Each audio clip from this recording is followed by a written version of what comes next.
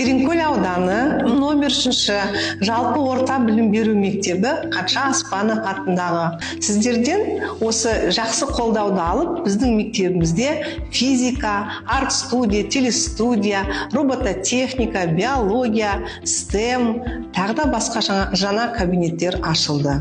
Сіздердің осы істеріңізге тек қана жақсылық тілеймін. Өйткені біздің оқушыларымыздың заманына сай кабинеттеріміз ашылып, құрғаны ашылып қоймай, оның ішінде біздің оқушыларымыз жақсы жұмыс жасап жатыр.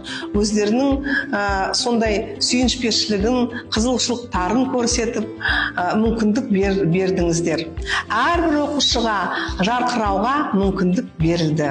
Тереңкөл ауданынан, Тереңкөл ауылының тұрғындарынан, білім беру саласынан, біздің осы ұжымымыздан, ата-аналарымыздан, оқушыларымыздан сіздерге үлкен